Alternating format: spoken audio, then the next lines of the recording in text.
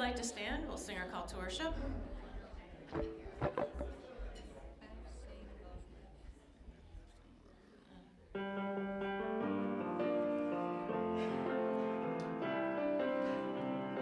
We come here to laugh, and we come here to sing, and we come here to remember we're in everything. Yes, we come here to love, and we come here to live, and we come here to remember that we came here to give our love away.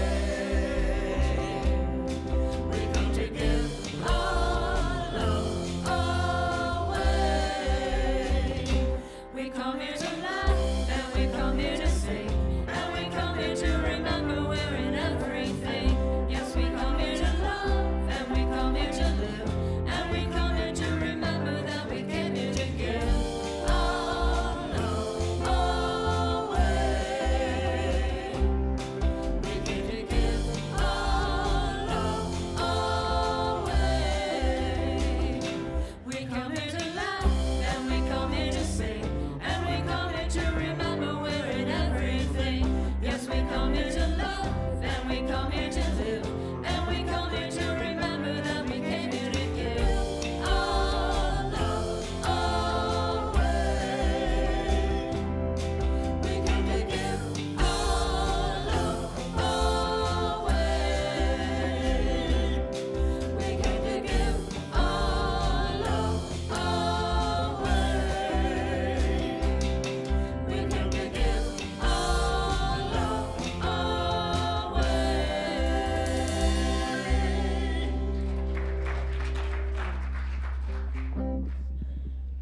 What a joyous song and a great way to begin our day.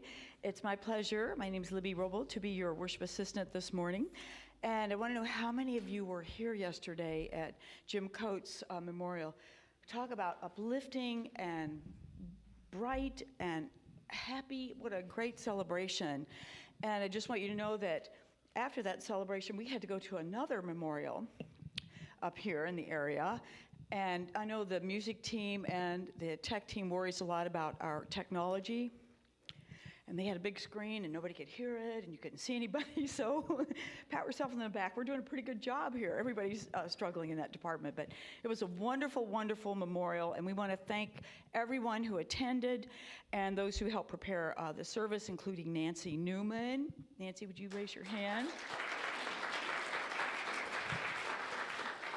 And Ann Walker and the Angels team. Where's Ann? Where's she? The greeters, the kitchen workers, and anyone else who helped in any way. It was really a fabulous, beautiful celebration. Also, some other good news on the front. We wanted to share with you that Sue Schwartz was recently in town for a visit and that she is doing very well. And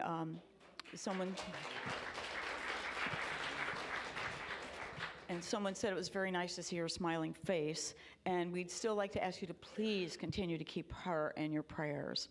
So, speaking of prayers, there's a prayer chaplain meeting today. We're expanding the prayer chaplain program, and we'll hold a brief informational meeting in the sanctuary today after the service. The prayer chaplain team, as you know, many of you, that it provides sacred service for our community by being available for individual prayers each week here after the service. And also contacting congregants for requests when they have a special need and responding to those that just ask for ministry, for prayer ministry. Very important part of our program here. So if you have any questions or you'd like more information about becoming a prayer chaplain, please do stop by after the service. Now, talking about the Board of Trustees, it's kind of getting to that time of the year where we begin thinking about electing members of the next Board of Trustees, and there will be an informational meeting on that next Sunday, November 3rd, for anyone who'd like information about what being a board member entails. The nominating committee, Sharon Chappelle, Vicki Green, and Molly DeBell, will be available for questions, as well as any of our current board members to kind of enlighten you on how our experience has been to date. And to be eligible, a nominee must have been a member of Unity of Traverse City for at least a year. And the elections for the next board will be held at the annual membership meeting on Sunday, February 21st, 2025. It seems like a long way away, but always time to get that idea going. And I'd like to call up Jill, if she would come. And friends, Jill and friends.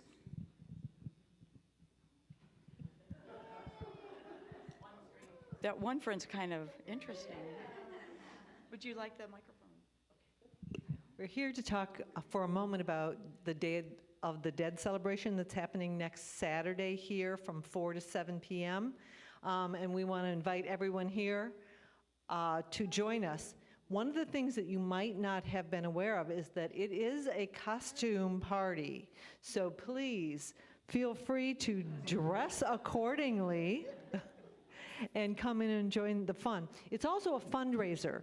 So I wanted everyone to realize that we're going to ask for a donation. We're hoping in the $20 range, and also, you know, have a really good time getting together. Oh, I'm next. Okay, my part is that I need to tell you there's a sign-up sheet in the back. So please sign up. If you don't sign up, you are still welcome to come, but we'd really appreciate getting a number for a head count. There will be food here. Also, altars. You can see the altars. Make sure if you want to do an altar that you get that up sometime this week. So, and just check all the altars out that are here. They're pretty amazing. They are. We will be decorating on Friday afternoon starting at 1, so if anyone wants to put an altar up then, they can. I don't know, Bob would have to tell us the other times that the building is open. 10 to 3, Tuesday, Wednesday, and Thursday. There you go. And I just want to encourage everyone, please wear a costume. It's a party.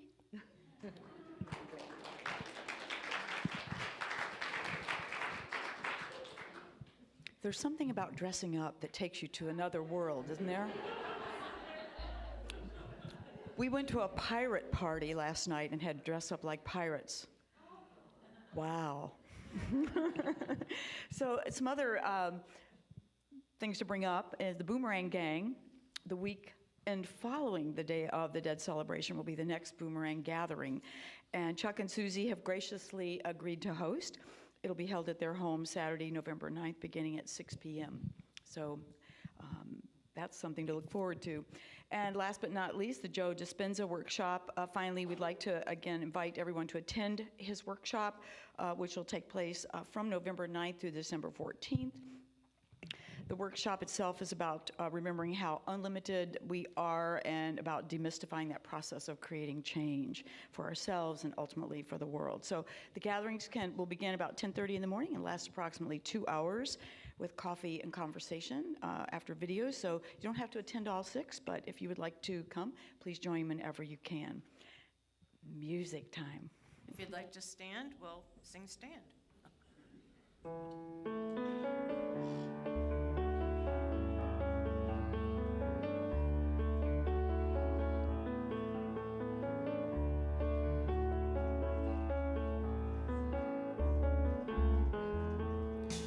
Let there be peace.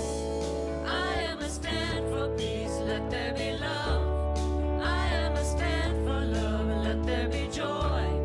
I am a stand for joy. We are making a new world now. So let there be peace. I am a stand for peace. Let there be love. I am a stand for love. Let there be joy. I am a stand for joy. We are making a new world now. So let there be peace. I am a stand for peace. Let there be love. I am a stand for love. Let there be joy. I am a stand for joy. We are making a new world now. So let there be peace. I am a stand for peace. Let there be love. I am a stand for love. Let there be joy. I am a stand for joy. We are making a new world now. We are making a new world now.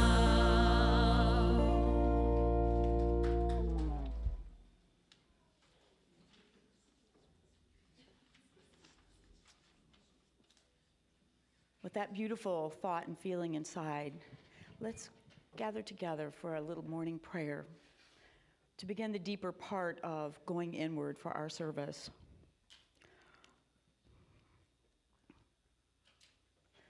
We are making a new world now.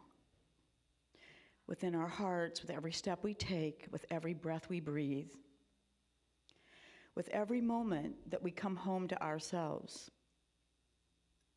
And look inside and see what we find and open the door to opportunity, to potential.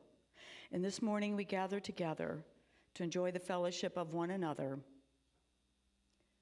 to enjoy the inspiration that comes directly through us, to our Christ Spirit.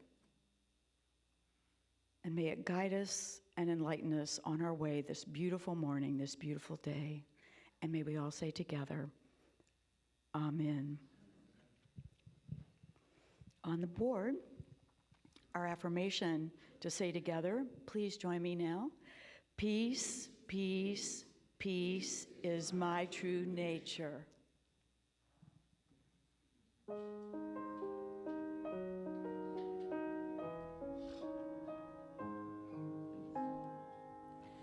Come into the silence, rest for a while, release all the cares of your day. Come into the silence, quiet your mind, Spirit has something to say. If you will trust the Lord to guide you, trust the Lord beside you, be not afraid to let go. Spirit will befriend you, Spirit is within you. Spirit is love, you know. Come into the silence, rest for a while, release all the cares of your day. Come into the silence, quiet your mind, Spirit has something to say. Spirit has something to say.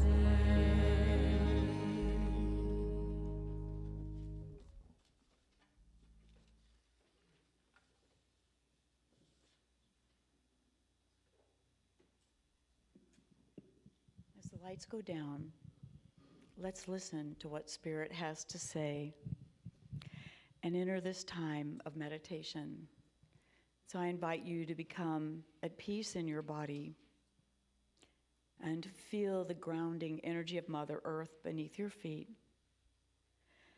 Feel the invitation of Spirit to lift your heart space higher and allow your worries and stresses to relax by releasing your shoulders and neck, and come to the sacred space of breath. The life force coming in and out through every breath I take, and visualizing for a moment how in fall, after the trees change their brilliant colors, they drop their leaves, which are no longer needed for winter. And in your heart say, I too can follow this example in my spiritual practice. I can do the same when I no longer need or want a situation in my life. I can release it in prayer and meditation.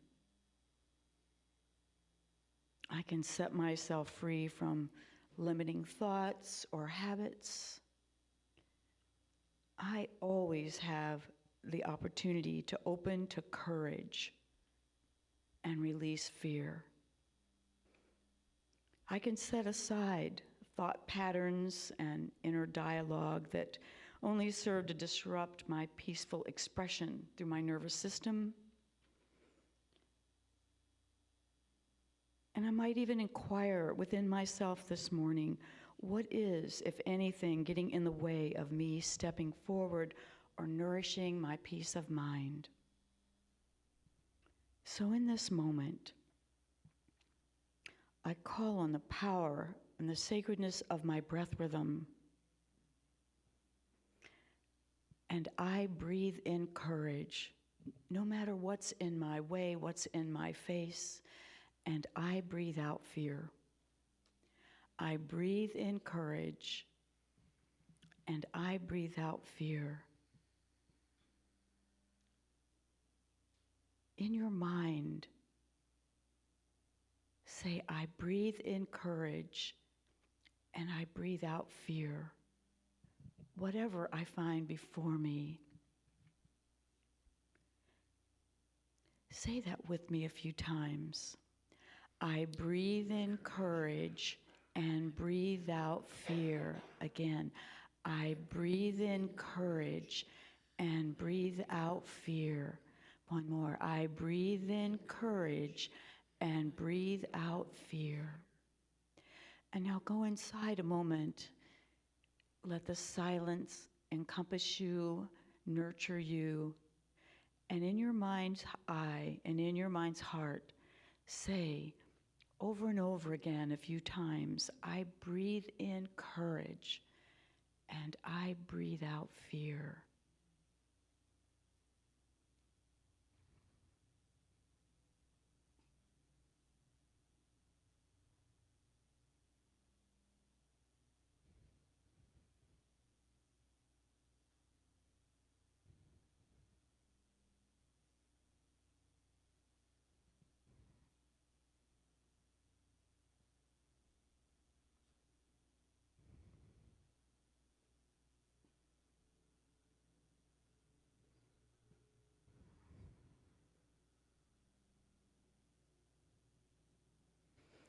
Yes, I breathe in courage and I exhale fear. Feel the power of those words. Let them be infused into your consciousness this morning. And when anything surfaces that feels uncomfortable, bring that mantra in. I breathe in courage. I breathe out fear. Because in stillness there is a peace. And when I build confidence and courage from within, I can let go of whatever comes before me. I open to a new canvas and paint an entirely new vision for this day, for this moment, for this life. Solutions, directions, potential, it all becomes completely unlimited. Remembering that that direct knowledge comes through me to me. In this moment and whenever I open my heart.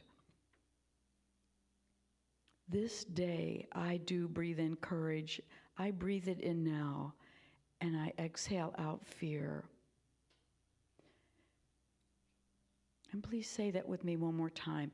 I breathe in courage. I breathe out fear. May we set forth together in this covenant and know it is so. And so it is this day.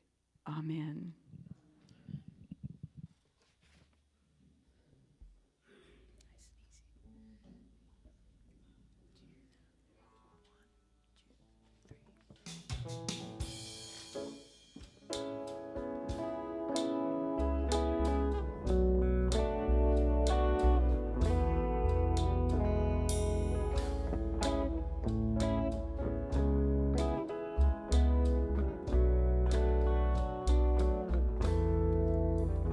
I surrender to the power and presence of love within me, and all is well. All is well. I surrender to the power and presence of love within me.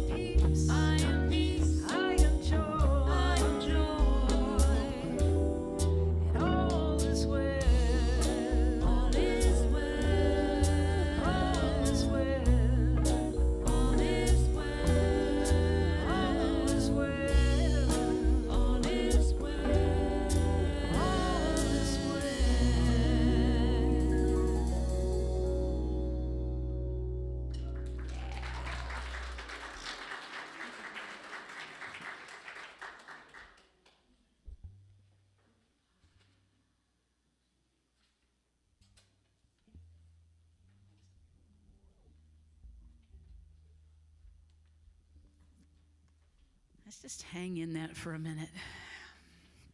Thank you for that beautiful, beautiful meditation, Libby. Absolutely perfect. Breathing in courage, breathing out fear.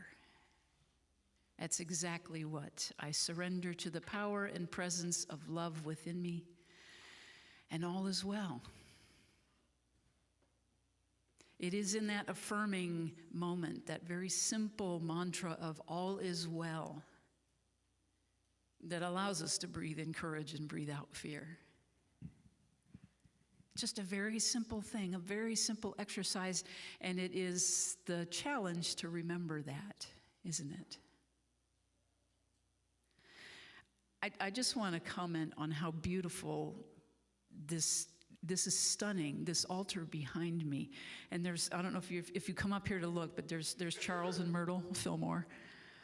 And absolutely, and all of them are just, I'm blown away. And I'm in that all is well place. Carol, the last song before the meditation that she chose, I mean, everything that she chose today, the prayers, the meditation, I'm kind of cracked open today in a really good way. And it's great. It's just this constant stream of gratitude that I have been, I'll just use the word floating. I have been floating in this last week, and it's like everyday life. There is immense sorrow, but there is immense joy. And there is immense joy in the sorrow. That's the paradox of us being those spiritual beings, being in this beautiful mix, this mishmash. In this time of year especially, as we're moving into the season of darkness, or as the Celtics called it, the Samhain. November 1st, it was a pagan festival, many, many, many years before it became All Saints' Day. As we know, with most pagan festivals, they kind of got co-opted and blended, I'll use that kindly, into a lot of Christian traditions. But the festival, the Celtic New Year, started on November 1st. And so the last harvest, this was the celebration before what they called the dead years, the dead times, winter, when we slow down, we go underground. And the celebration around that was the idea that as we're moving into the season of the dead, or the Day of the Dead, another mishmash across the other side of the globe, that it was thought that the veil is very thin between the human world and the spirit world. And so bonfires were built to protect those. And even further, where we got the costumes from, the costume idea was that dressed as different beings to ward off the spirits that might come and pluck you and take you to the other side, into the dark times. But what we know is that in these cultural things of human history, it's the celebration of being together. It's an idea, we know the days are getting shorter, they're getting more darkness, more dark time, and time for resting and germination and hibernation as we move into it. And the Day of the Dead on November 2nd, beautiful tradition out of Mexico. How many of you have ever seen the Pixar called Coco? Brilliant, brilliant celebration of Mexican culture. And if you're not an animation, or you think you don't like animation, if you have not seen a Disney animation movie in decades perhaps, I recommend it highly. Absolutely, I wept through the whole thing when it first came out in 2017. It just a huge celebration. And we don't talk about Bruno. If you've seen the movie, you know what I'm talking about. It's a beautiful, beautiful, it's a funny song. We don't talk about Bruno, no, we don't talk about her. So see it. And really get an idea of the culture and the history behind the Day of the Dead. Marigolds, that's the flower. One of the flowers. Chrysanthemums are the other. Why do I bring all of this into? Well, first of all, we have Halloween coming up this week. We have All Saints' Day on the 1st, and we have the Day of the Dead on the 2nd. But the talk title today is about creating a world that works for everyone. If you're familiar with the science of mind and you're familiar with that, that is the mission, the vision of Centers for Spiritual Living, is that we are here to create a world that works for everyone. And what does that mean? That means that across the globe, we are actively involved in making sure that there is food equity, that there is housing equity, that we are taking care of the basic needs of our brothers and sisters around the globe, locally, regionally, globally. And so how do we get there? I mean, we discuss this all the time in Centers for Spiritual Living. The ministers are, well, what does it mean? Well, it means we need to be politically active. Well, no, we need to be spiritually active. Well, we need to be a blend of these things. And if we bring in the idea around this cultural mishmash, the first idea is we've got to have a common purpose. We have to be aiming for something, right? We have to be knowing where we're going.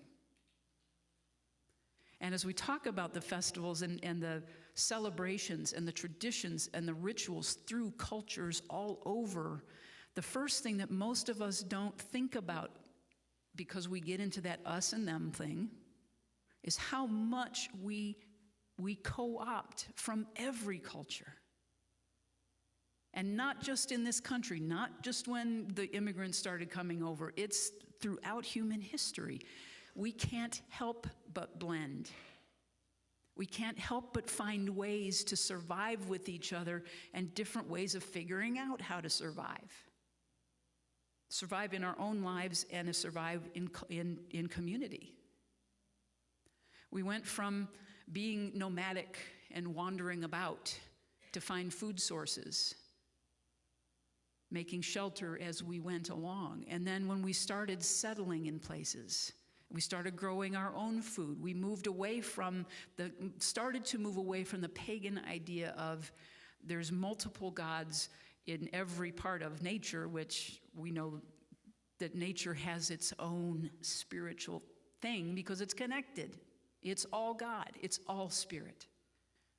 But we started making things called cities, and we started making things called, we got to do it this way, we got to do it this way. In order to be in this culture, you must behave this way.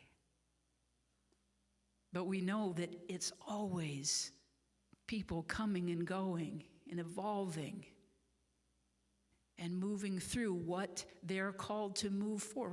Maybe it's just a survival of the family or survival of the tribe. But everywhere along the way is picking up the culture, picking up the traditions in food. We don't think about it. We take for granted, especially in this country, what is American food?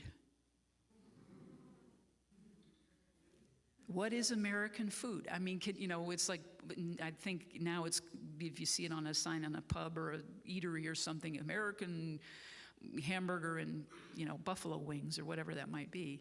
American grub, food fair. But the hamburger is not original to the United States. Think about all the different, if you want to really deep dive into some culture, I love watching they're kind of documentary-ish, not just the Food Network, but documentaries about the origins. Look up chili peppers and what they meant to culture and traditions around the world. If you think about what we call, a Mexican tortilla is not that much too far off from Indian naan, flatbreads. Every culture has its own way of basically building a sandwich. You want to think about it that way. So we do this. The other thing that we do in our food, beyond our food traditions, is since before we could read and write, we sang together. That's how we communicated our stories, our histories. Spoken word and singing and chanting. There's so much that we just don't even think about that has brought us of thousands and thousands of years to this point where we go, but we're so different, and they're so different over there, and we're this and this and this. It's like, no, we're really not. Food and music, oh my God, you guys are going to have a party next week. Celebration fellowship, after every Sunday service, there is a shared meal. There is breaking bread together. That is primal. So creating a world that works for everyone. We look at this thing and what Ernest Holmes says about this, we arrive at a consciousness of unity only in such degree as what we, I'll do this again. We arrive at a consciousness of unity only in such degree as we see that what we are looking for, we are looking with and looking at. There's a very short story about a rabbi on the edge of a village a few miles out from the center of town, and a traveler comes along, and the traveler says, "Rabbi, can you tell me about this town? That I'm assuming since you're going this way, you just came from here. Can you tell me about this town?" And he says, "Why don't you tell me about where the town you just came from?" And the man says, "Oh, it was wonderful. The people were friendly and welcoming, and there was such a sense of community, and it was beautiful and wonderful." And the rabbi said, "Then I think you will find this town very much the same." And a little while later, another traveler came along and said, "Rabbi, can you tell me, what is this town that I'm heading toward?" And he said, "Let me ask you, traveler, how was the last town that you came from?" He said, "Oh, I found it just very disagreeable, and people were ornery and rude and unkind." And the rabbi said, "Then I think you will probably find the town that you are going to very much the same." It is what we are looking for, it is what we are looking with, and what we are looking at. Building a world, creating a world that truly does work for everyone means consciousness, how we approach it.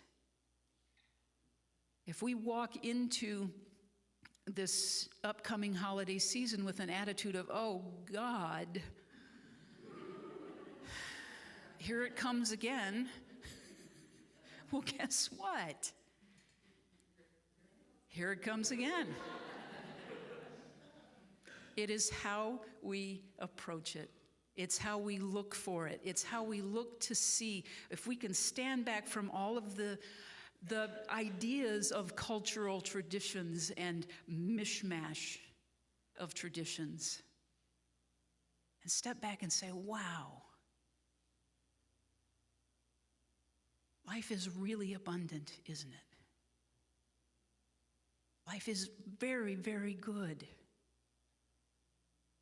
I went to a fall celebration where I live in Manistee yesterday, and to watch families with kids and pets and all sorts of humanity going on, and music and food.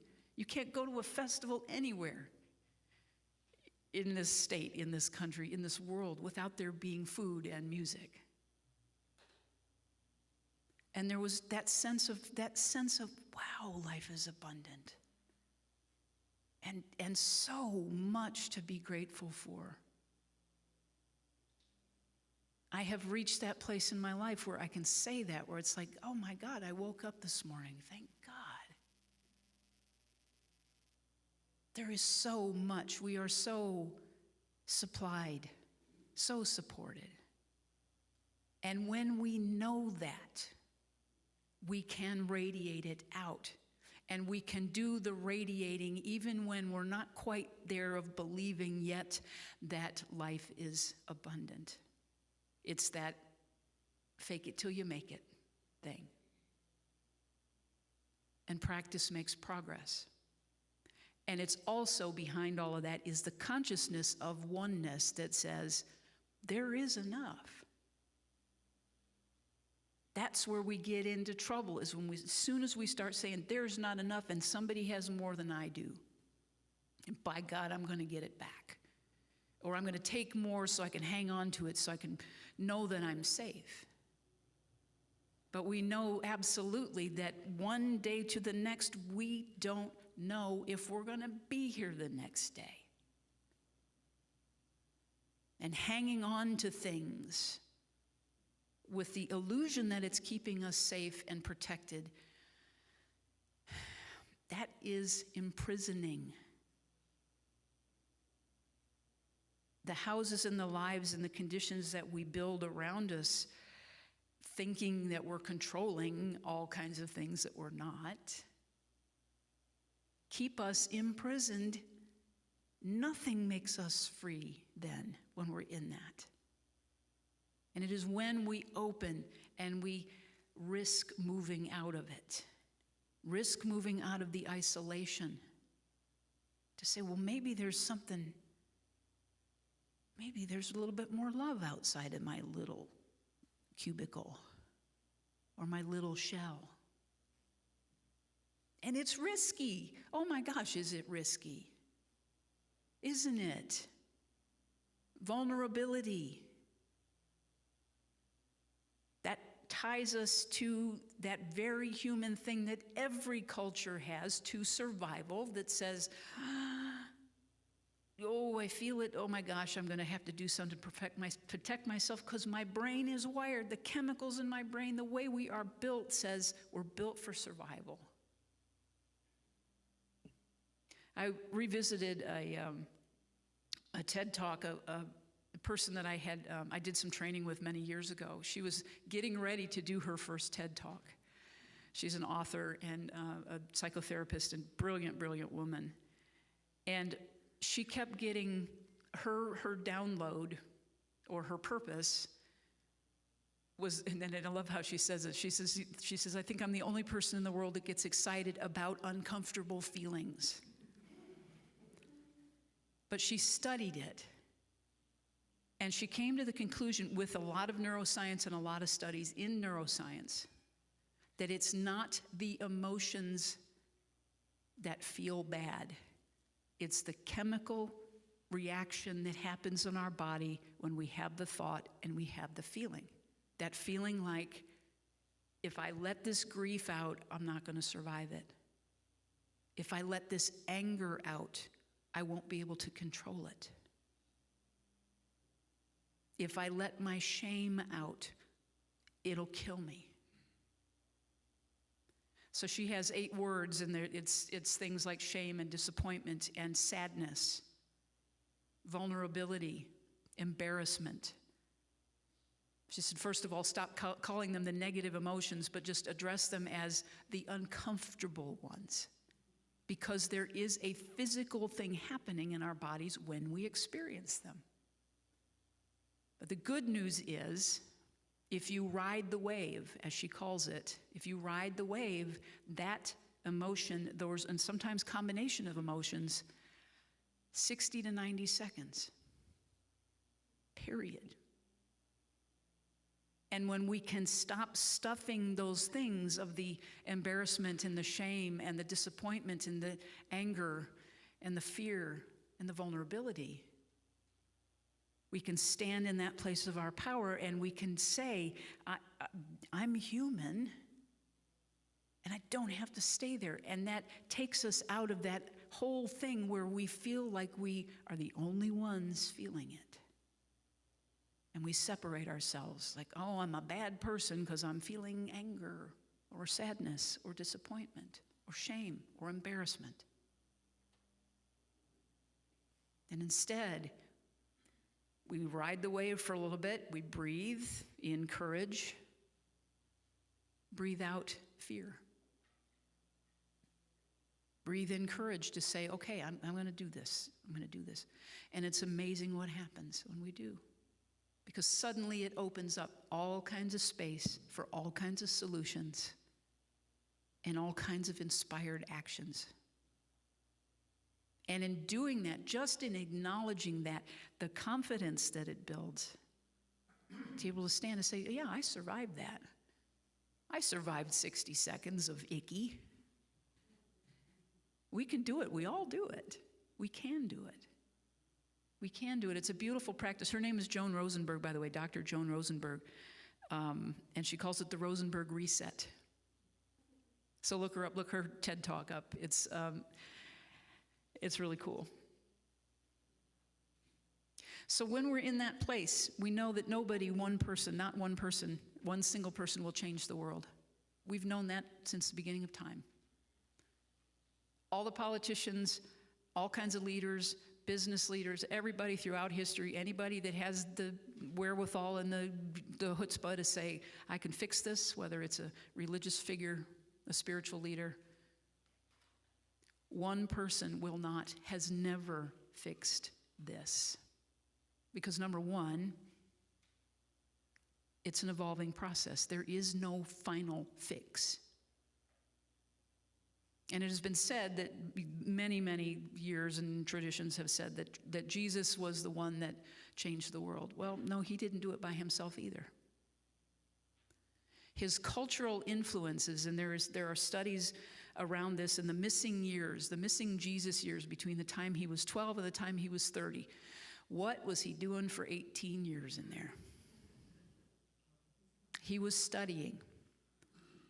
Probably studying, and most likely studying Zoroastrianism, which heavily influenced Christianity and Islam.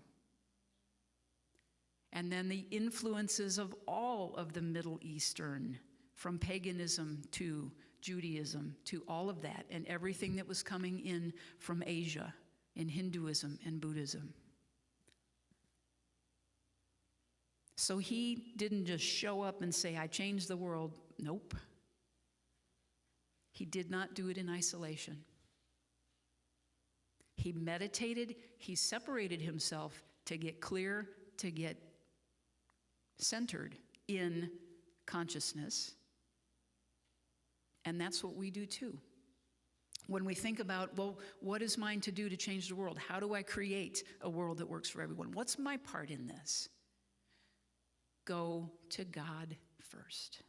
Meditate, get quiet, turn off the monkey mind as best you can, and focus on the idea that there is only one thing happening at any time, and that is God. And everything that we need is available to us in every moment. And looking at our neighbors, and especially the ones that we don't agree with. And that's where the work is the toughest, isn't it? I know I say this a lot, but that is practice. Saying no matter what, that person that I so vehemently disagree with is probably one of my best teachers. So I got to find a way to be grateful for that. Because I'm learning a lot. Ramana Maharshi, Indian Hindu sage, when asked, how should we treat others, said, there are no others.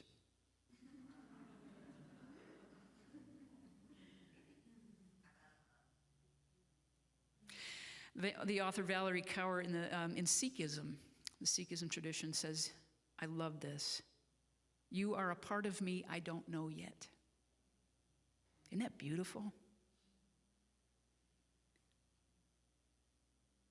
Everyone brings their God selves to the table, consciously or unconsciously, most of the time unconsciously. But it is in that looking at, this is a reflection. No matter the culture, no matter the color, no matter the language, no matter what, we have that one song that we really do sing together. Our humanity is that. The basic things, we all need them: shelter, food, water, clothing, and purpose and community. We all need it. So we can create this. We build bridges to a world that works for everyone by recognizing, by honoring the saints Think about that for All Saints' Day, not somebody high and holy out here. But if you look at the history of the saints, they all had some pretty challenging lives. They had a lot of stuff. They didn't just ascend one day and they were going, oh my gosh, look at them, they're holy. They were humans right here on earth that went through a lot of trials and tribulations, and what technically makes them saints is that they stay attached to the grace of God and saying, I know that God is in this too. Those are my words, not the saints' words. No matter what comes at us, it is that consciousness of it is for us. It is for our growth and evolution as the spiritual beings we are. That power of God expressing in, through, and as us in every moment. So honor the saints around you. I see a whole room full of them right here. These altars and honoring the people that have gone on. And Jim, and I'm so sorry that I missed that celebration of life yesterday.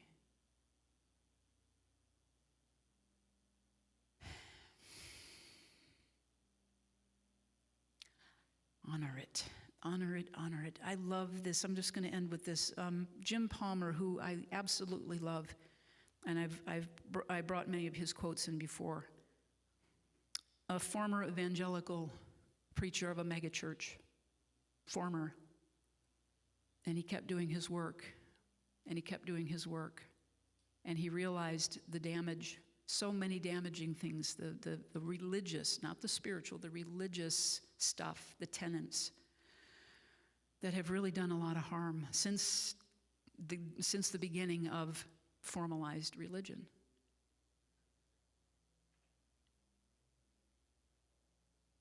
Telling people God loves them is good theology. Showing people you love them is what transforms the world. So many blessings to you, and thank you again. I can't tell you how grateful I am to be here. Namaste.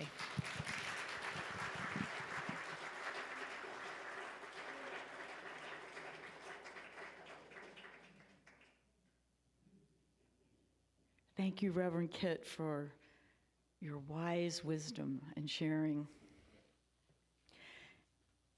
I had, yes, as you probably did too, a lot of thoughts were going through my head listening to Kit speak. And one of the things I was thinking about is that I love to pay my taxes.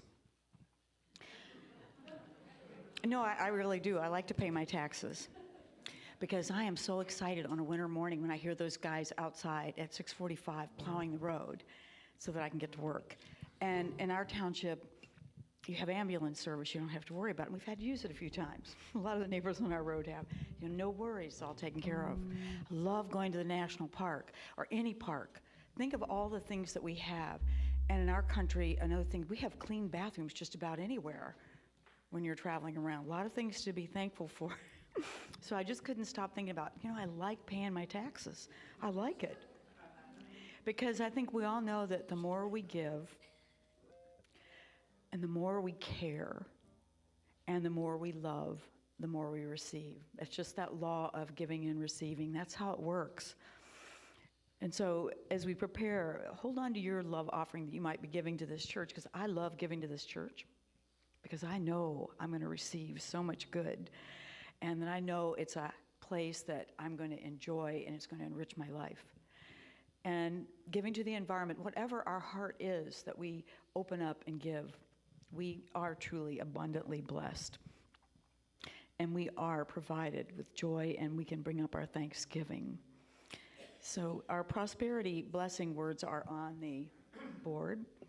And might we say them together? I am blessed and beloved co-creator with Spirit, creating an equitable and prosperous world for everyone. And just before we have music, Unity of Traverse City this month is tithing to Unity Worldwide Ministries. As a unit, we always tithe. Amen. Thank you, Libby. All right, if you want to get up and dance, Here you go. 1, 2, 1, 2, 3, 4.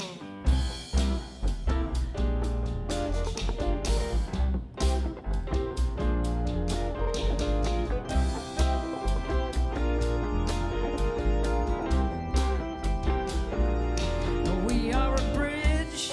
We are a bridge. We are the bridge. We are a bridge to a world that works for everyone. When we relate, we can create. We can create a world that works for everyone. Peace might seem impossible to some, but our differences are not too great to overcome. The chasm may seem wide, but we can get to the other side if we agree. We believe in the power of one. We are a bridge. We are a bridge. We are a bridge. We are a bridge to a world that works for everyone. When we commit, we're all gonna fit. We're all gonna fit in a world that works for everyone. There's not one be seen and wanna be heard. We gotta listen, listen, listen and learn. The pillars of peace gonna rise. The flags of freedom gonna fly. If we agree, we believe, then the tide's gonna turn. Take it, Brad.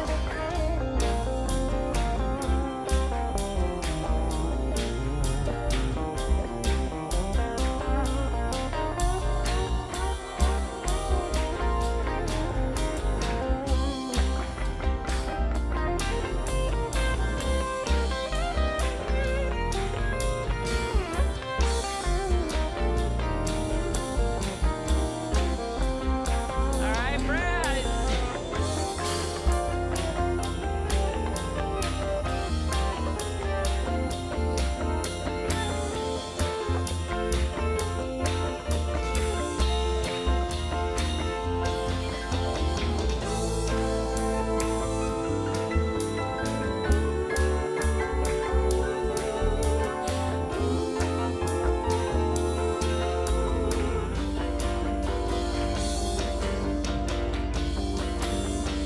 Oh, we are a bridge.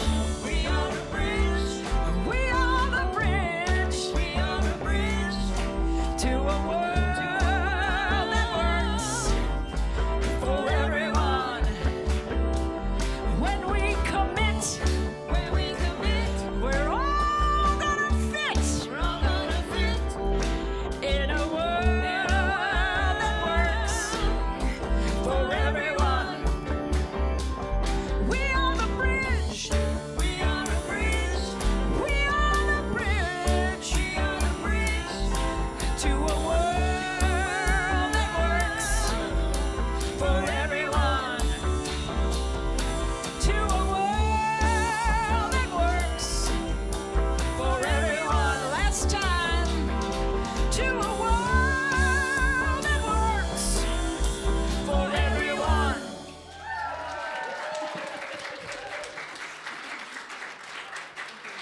Have it for the music team and the boys in the band.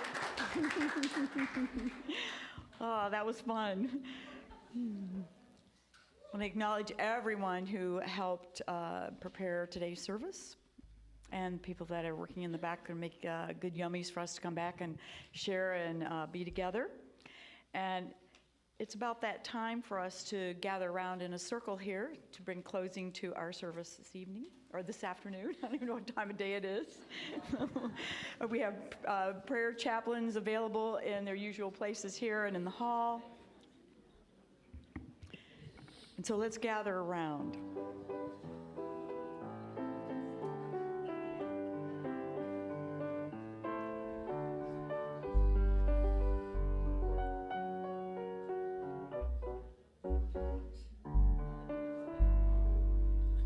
Let's take a moment now to bring to your mind and heart someone that you know, something that you're passionate about that is helpful for the good of all, something deep in your heart.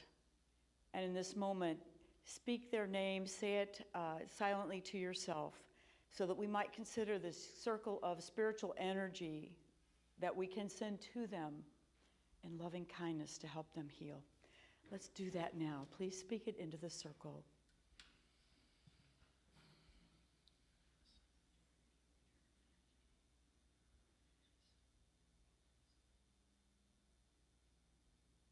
And Father, Mother God, we say this for all those who suffer, for all those who need a loving hand. Even our words, we can send so much healing from our heart. And when we do it together, we raise the consciousness of all beings. And might we say together now,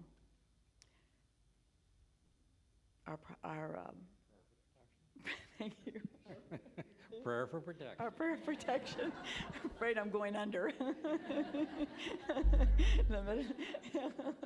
The together light of God surrounds us. The love of God enfolds us. The power of God protects us. And the presence of God watches over us. Wherever we are, God is, and all is well.